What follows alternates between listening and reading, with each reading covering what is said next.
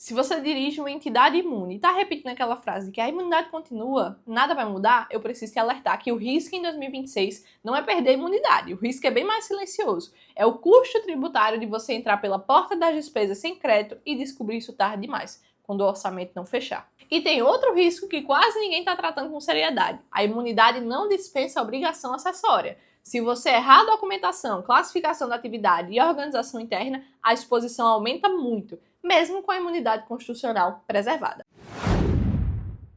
Eu sou a advogada Cecília Ramos, atuo nas áreas de direito tributário e empresarial e nesse canal eu traduzo temas técnicos de forma objetiva, para que cada decisão tomada no seu negócio seja baseada em estratégia e clareza. E no vídeo de hoje eu vou te mostrar, com alguns exemplos, quais são os riscos reais e quais as obrigações práticas que as entidades imunes precisam organizar na reforma tributária, principalmente pensando no que começa a bater cabeça na rotina operacional. Quando alguém fala de entidade imune, começa a costuma pagar não paga tributo. E é exatamente aí que muitos decisores erram no planejamento, porque a reforma tributária ela muda o ambiente operacional em que a entidade e todos os outros negócios vão funcionar. A imunidade continua existindo sim, mas ela não é um escudo absoluto que blinda o orçamento, caixa, obrigações, ela tem requisitos, exige coerência de atuação e principalmente convive com um sistema novo, em que o documento fiscal e a rastreabilidade do crédito viram um centro de fiscalização. Então, se eu tivesse que resumir o objetivo do vídeo numa frase, eu diria que eu não vou te explicar se a imunidade acaba, porque você já sabe que não. Eu vou te mostrar como é que você evita perder dinheiro e evita o risco por falha operacional, mesmo mantendo a sua imunidade. O primeiro ponto, saída imune é totalmente diferente de entrada desonerada. Vamos organizar isso. No novo modelo, IBS e CBS são pensados como IVA, Imposto sobre o Valor Agregado. E a lógica do IVA é, o imposto vai e volta pelo crédito, até chegar no consumo final. Só que tem um detalhe decisivo, quando você está diante de uma entidade imune, esse crédito não funciona do mesmo jeito. Na prática, a gente vai precisar separar duas perguntas.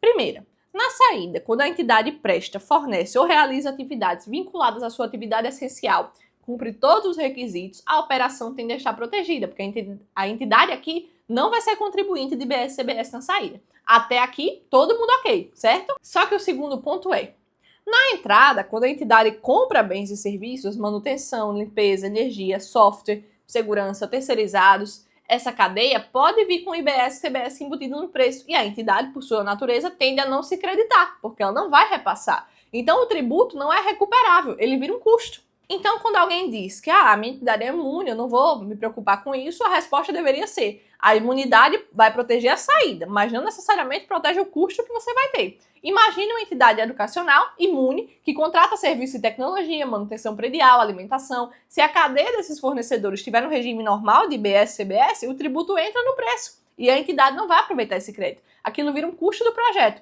e o imposto não recuperável. Resultado, mesmo com o contrato, mesmo com a entrega, você vai exigir mais orçamento para caber aquela atividade. Esse é um dos pontos mais contraintuitivos da reforma. Ela migra para uma lógica de crédito mais amplo, mais financeiro, menos baseado numa lista infinita do que pode e o que não pode, e para a empresa tributada isso costuma ser ótimo, porque mais itens, mais compras viram mais crédito e menos disputa, então ele aproveita tudo isso. Só que para a entidade imune, o cenário pode ser o inverso. Se a entidade não se acredita, porque não passa esse crédito adiante. Quanto mais o sistema se apoia no crédito, seus fornecedores se apoiam no crédito, mais a entidade vira o lugar onde o imposto morre. Quando o imposto morre, ele vira um custo, certo? Se eu não vou repassar, ele vira um custo que eu absorvo. Esse é o tipo de detalhe que muda toda a estrutura. Muda convênio, muda a meta física, muda a prestação de contas, porque o debate deixa de ser: eu vou pagar o tributo na saída? Não vou. Então, vai ser o que o debate? Vou conseguir executar esses projetos com o mesmo orçamento que eu tinha, considerando que esse novo tributo vai estar embutido? Se uma entidade de assistência social, por exemplo, assina um termo de fomento para executar um projeto com equipe terceirizada, o recebimento do fomento não é tributado. A cadeia de custo vai carregar o IBS e aí você vai pagar IBS e CBS no preço dos fornecedores, porque eles não vão assumir esse custo. O risco aqui não é uma tributação do repasse, isso não vai existir. O risco é um estouro no seu custo, na falha de planejamento. Um outro ponto aqui muito importante: o documento fiscal. Ele é o eixo do controle. E aqui eu preciso ser muito direta. Eu sou imune, então eu não vou emitir essa nota fiscal com destaque de IBS e CBS zerado. Erro. A imunidade não elimina a obrigação acessória. Tem que estar lá com todos os códigos de imunidade na saída. Se a lógica do IVA depende dessa rastreabilidade, a administração tributária precisa de todos os dados. E eles vêm do documento fiscal. Ele é a centralidade da reforma tributária, é o documento fiscal. Então, na prática, você precisa sim emitir corretamente com todos os códigos adequados à sua imunidade. Agora eu quero entrar num ponto que quase ninguém está tratando com o pragmatismo merecido: a relação com os fornecedores do Simples. Os fornecedores do Simples vão ter cenários distintos de recolhimento. Eles podem ou não recolher IBS e CBS por fora do Simples Nacional. E por que isso é um ponto crítico? Porque para uma empresa tributada, vale mais, às vezes, pagar muito mais caro num fornecedor que destaca IBS e CBS e passa esse crédito, porque ela se acredita, mas a entidade imune, ela não captura esse crédito, certo? Então, o que ela precisa fazer? Ela tem que procurar quem gere menos crédito, ou seja, está pagando menos tributo e vai conseguir oferecer um preço menor. Isso exige uma postura que muitas diretorias precisam ter: mapear os fornecedores pelo regime, pelo impacto no custo final, negociar cláusulas, revisar contratos, revisar o orçamento com foco nessas despesas e não só no financiamento do projeto. Então, para muitas empresas que precisam de crédito, contratar empresas do Simples Nacional que não recolham por fora não vai ser vantajoso. Essas empresas do Simples deixam de ser competitivas, porque por mais que tenham um preço menor, todo esse preço vira custo, nada disso gera crédito ou gera um crédito irrisório.